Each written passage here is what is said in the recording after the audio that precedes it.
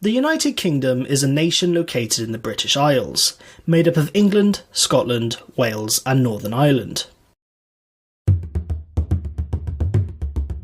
Thousands of years ago, the Isles were inhabited by long-forgotten pre-Celtic people, known as the beaker culture, named for their distinctive pottery beakers. Little is known of them, but it has been suggested that these people laid the foundations for the mysterious Stonehenge, a series of heavy standing stones which were transported from 150 miles away and arranged to form a calendar, marking the days of the summer and winter solstice. Over time, waves of Celtic-speaking people arrived from the European continent, who soon came to form the Brittonic, Gaelic and Pictish people. These people were not a unified people, but were rather many tribes who shared a similar pagan religion, language and culture.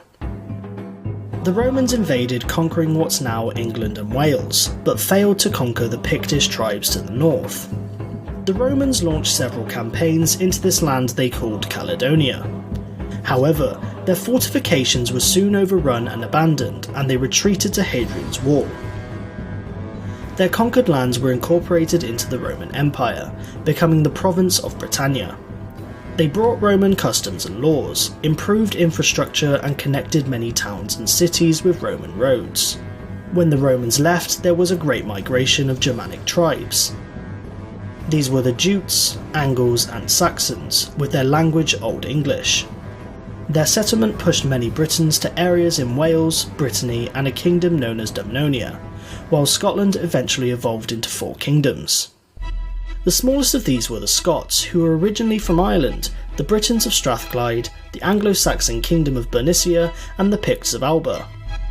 For unknown reasons, the Jutes disappeared from history, but the Angles and Saxons eventually formed 7 kingdoms.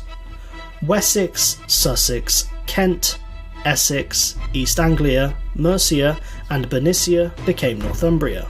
After the collapse of Dumnonia, the remaining territory of Cornwall fought against the powerful kingdom of Wessex. Cornwall eventually fell under the control of Wessex, but it managed to keep its own culture. Wales at this point was also made up of several separate kingdoms, the largest being Gwynedd in the north, Powys in the east and Dyfed to the south. The British Isles soon saw numerous Norse raiders from Scandinavia. These were the Vikings, and they began settlement on many of the Scottish Isles, the Isle of Man, and they even founded the city of Dublin in Ireland. The Scots and the Picts then decided to unite under Kenneth MacAlpine to form the Kingdom of Alba. The Kingdom of Alba grew strong over the years, and eventually Strathclyde was brought into the fold. Meanwhile, Danish Vikings arrived in the Anglo-Saxon kingdoms for conquest. After fighting the King of Wessex, Alfred the Great, the Danelaw was formed, a land where the laws of the Danes held influence over the Anglo-Saxons, controlling the region and its affairs. The Anglo-Saxons eventually defeated the last Viking king of York, Eric Bloodaxe, and Athelstan became the first king of the English. Although, the newly formed Kingdom of Denmark would conquer England and even found a short-lived Danish dynasty under Canute. The Norsemen had a dramatic impact on the Isles, so it's no wonder some words in the English language have Norse origin. After defeating formidable sea raiders from Ireland, the Western Isles, Scandinavia and Anglo-Saxon forces from Mercia, Griffith ap Llywelyn subdued his rivals in southwest Wales. Llywelyn became the only Welsh king ever to rule over the entire territory of Wales. He was defeated by the English Earl Harold Godwinson and killed by his own men, leading to the Welsh kingdoms splitting apart once more. At the death of Edward the Confessor, there was a succession dispute between 4 claimants.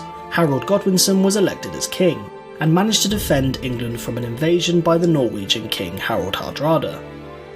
However, Harold had to march his armies south to defend against Duke William of Normandy, who had crossed the English Channel. According to tradition, at the Battle of Hastings, Harold was killed by an arrow to the eye, and the Norman invaders were victorious. The new King William defeated a number of rebellions, built a new design of castles called moat and baileys, and introduced a number of reforms, like trial by combat and the Domesday Book.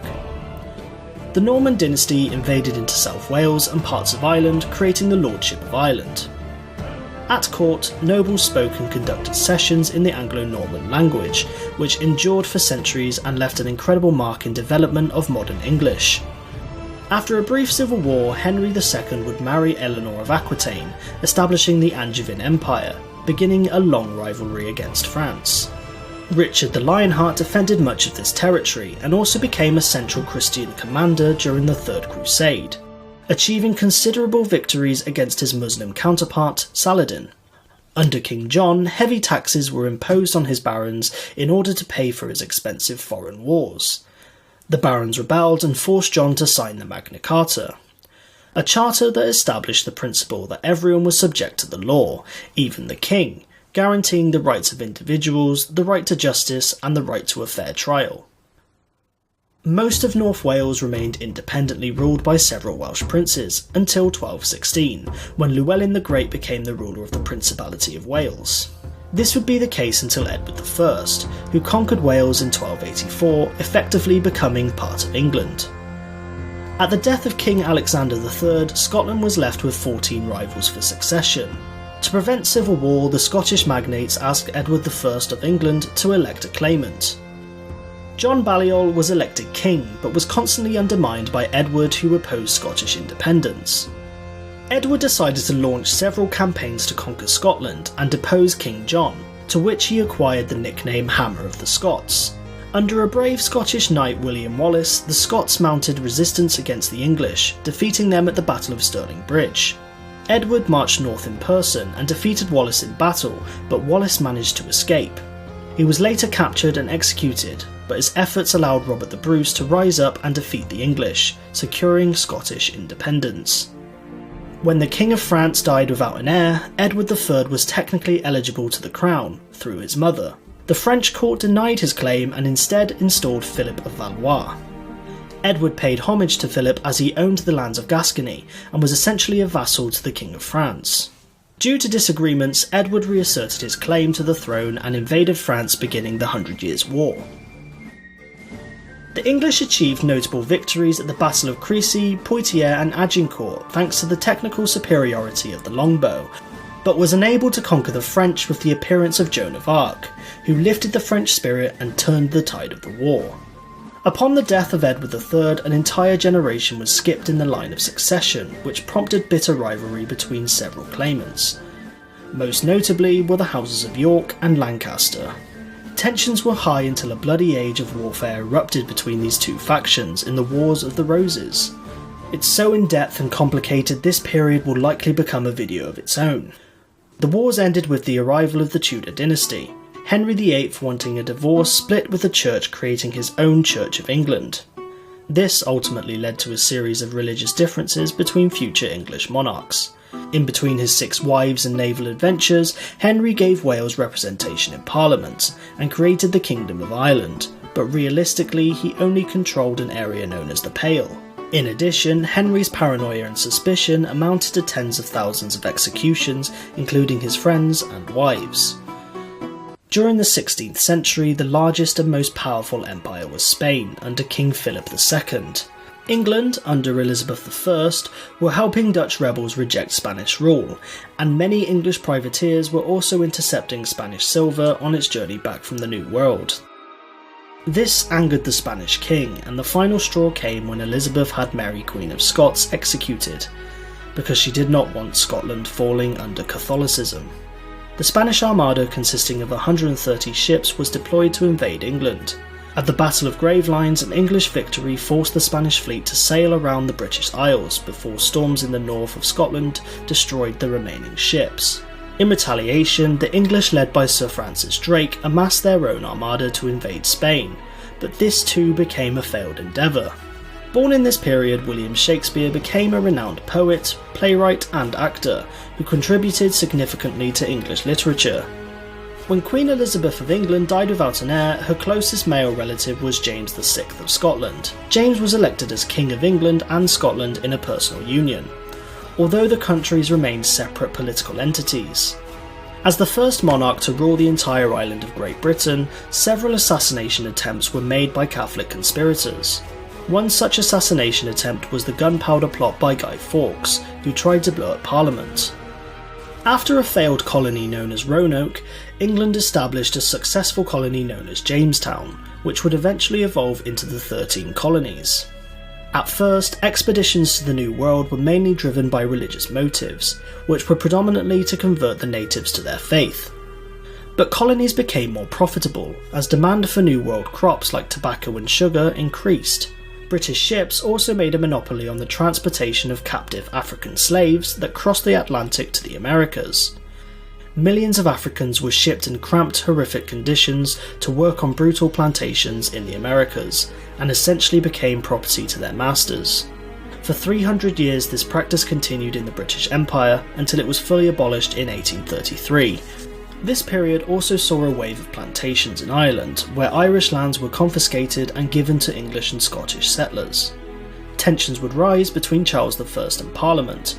Following disagreements, conflicts between royal and parliamentary authority within England led to the English Civil War. The country became divided between parliamentarians, known as the Roundheads, and royalists, known as the Cavaliers. Under Oliver Cromwell and the New Model Army, the parliamentarians defeated Charles and executed him for treason. Cromwell became Lord Protector and dissolved the monarchy, but shortly after his death it was restored under Charles II. Charles II married Catherine of Braganza, and when she arrived from Portugal she introduced the greatest beverage of all time: tea. Tea had been used by China for centuries, but its arrival in the 17th century captured the interest of the English aristocracy and soon captivated every other Englishman. In 1685, a Catholic James II became king in a largely Protestant nation. James's daughter Mary and her Dutch husband William were both Protestant, and many nobles unhappy with the Catholic king invited William to become king. William found considerable support when he invaded, and he was soon crowned King William III in what became known as the Glorious Revolution. Although William's supporters dominated the government, there remained a significant following for James II in the Scottish Highlands. Clan MacDonald of Glencoe was one such group who had not been prompt in pledging allegiance to the new monarch. For this reason alone, 38 members of the clan were murdered in what became known as the Massacre of Glencoe. After Scotland's failed colonial endeavours in Nova Scotia and Panama, and an economic crisis in the 1690s, there was a union between England and Scotland, forming the United Kingdom of Great Britain. The House of Stuart had ruled Britain for just over a century, but ended with the death of Queen Anne. Sophia of Hanover was the granddaughter of James I, and her son George became king.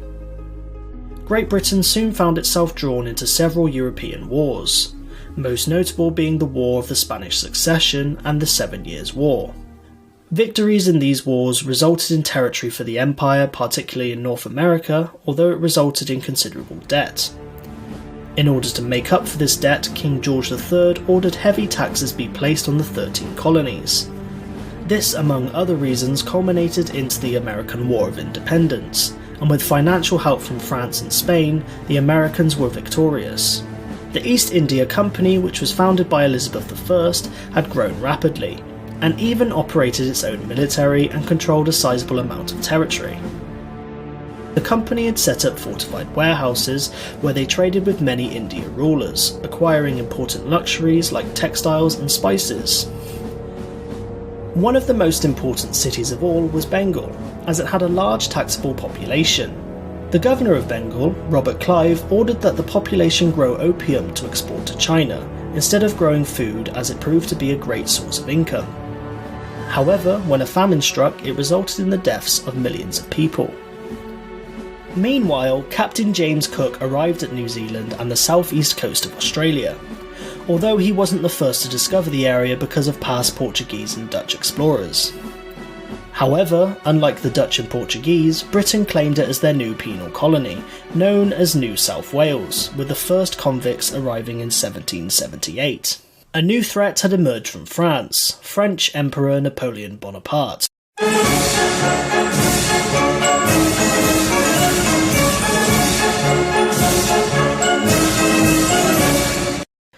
Napoleon had come to dominate most of Europe, but Britain's advantage was that she was an island, and the Royal Navy had become a major force at sea. Invasion of Britain was near impossible, and in a series of coalitions Napoleon was defeated. By the end of the Napoleonic Wars, Britain was growing rapidly into a superpower based on their supremacy of naval engineering. Furthermore, in Ireland the Great Famine struck, a disease killing potato plants. Ireland, which had merged with Britain, relied heavily on this crop for food, but the British government forced Ireland to export what little food they had to other areas. Without any aid or food, Ireland's population plummeted by half due to starvation and emigration to countries like the United States. Things weren't looking so great in India either, as India was rebelling against company rule. The East India Company had employed many Indian soldiers known as sepoys, who were under the command of British soldiers. These sepoys grew increasingly unhappy, and a revolt soon occurred, yet it quickly failed due to a lack of unity between Indians. After the rebellion, the British government took direct control, with Queen Victoria being declared Empress of India. During the 19th century, the world was forever changed by the Industrial Revolution. Society was transformed by technological advances and increasing mechanisation, and would launch Britain to global dominance. Some of the greatest innovations and inventions were the sewing machine, the fire extinguisher, steam-powered engines and turbines, the electric motor and photography.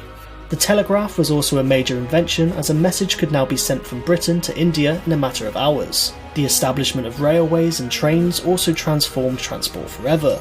Instead of travelling days by horse and carriage, it now only took a matter of hours by train.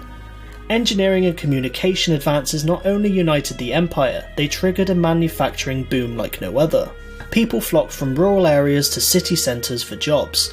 Productivity reached an all-time high, but the consequences of mass migration resulted in extremely cramped and polluted cities. However, with these problems that were generated, it resulted in an improved sewage system. Newcastle focused on shipbuilding, Manchester the cotton industry, Liverpool became a major trading centre, Middlesbrough fixated itself on iron and steel works.